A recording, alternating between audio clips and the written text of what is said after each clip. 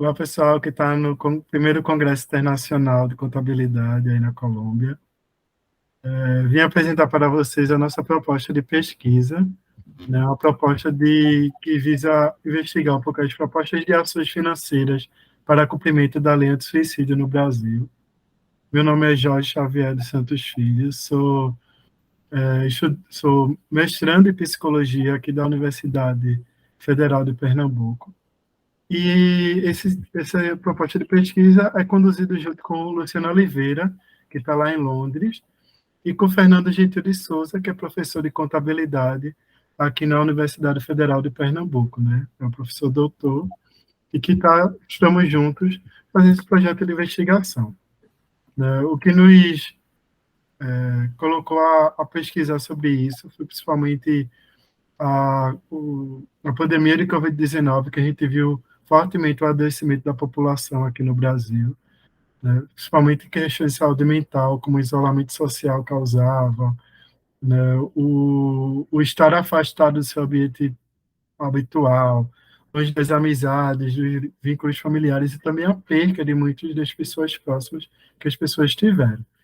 E aí a lei 13.819 de 2019 é uma lei que foi instituída no Brasil para prevenir comportamentos autolesivos e o suicídio.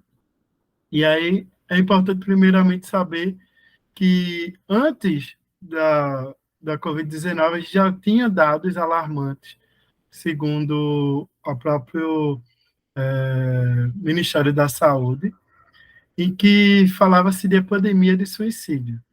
Tanto que a gente tem um crescimento dessas taxas entre 80% a 113% em algumas faixas da população.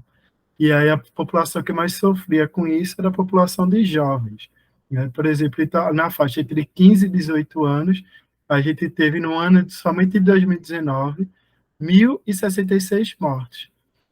E isso começou a causar um desconforto, né, dentro das políticas públicas a fim de tentar solucionar esses casos.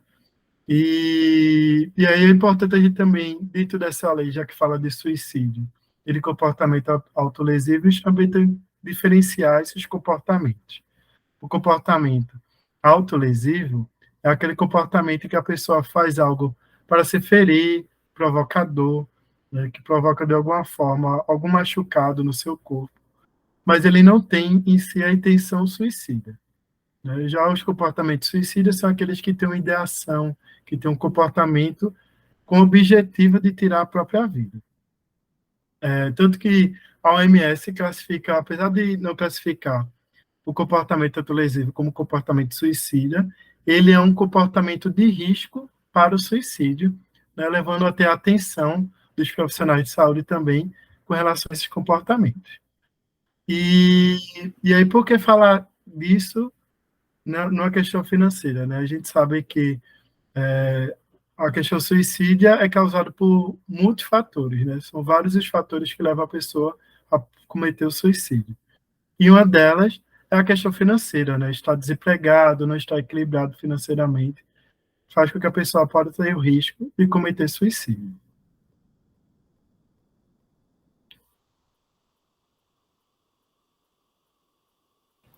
Vou continuar falando a parte que alcança a finança pública, né? Então, o Jorge ele explicou a situação que alcança a psicologia, né? Que ele vem com a saúde mental. Então, as pessoas estão fortemente afetadas pós-Covid com a situação do número de mortes que perderam e outros motivos. Então, o objetivo do governo, quando ele toma a medida, né, toma a iniciativa de elaborar uma lei anti-suicídio, é para que os órgãos do setor público, as entidades públicas, sejam obrigadas a ter iniciativas para a prevenção do suicídio. A dificuldade é muito grande porque o orçamento é sempre um orçamento reduzido. A pandemia já deixou um orçamento e endividamento no país.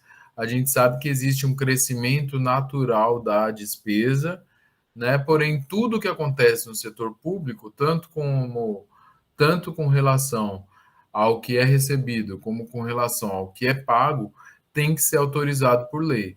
E essa legislação que aparece anti-suicídio, ela fundamenta a prioridade de políticas públicas para esse tipo de gasto. Então, eu achei bastante importante discutir com a Colômbia, discutir com outros países, para saber quais medidas a gente está tomando para evitar que as pessoas queiram tirar suas vidas. A gente sabe que cada vez mais existe uma exclusão financeira, uma exclusão digital. As pessoas não estão em pé de igualdade, como a gente diz em português. Então, a situação agora, a partir dessa proposta, é analisar como a gente vai tomar medidas, né, junto com a Luciana. A Luciana tem uma entidade não lucrativa, não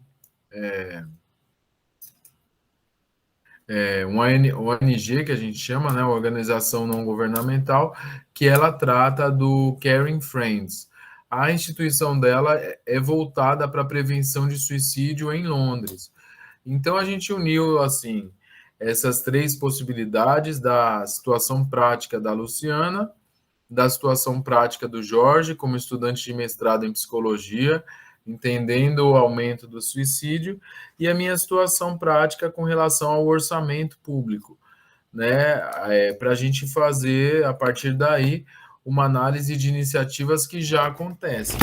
Porém, a gente sabendo que o governo, a partir de agora, ele tem que priorizar essas iniciativas, pensando que houve no Brasil um orçamento chamado orçamento de guerra, para fazer frente aos gastos com a saúde no período da pandemia. Mas aí a gente está falando da saúde física, né? Da perda muito grande de pessoas, de vidas, na necessidade, na urgência, né? Que foi em tentar recuperar a saúde das pessoas. Porém, agora surge outra necessidade, que é de recuperar a saúde mental.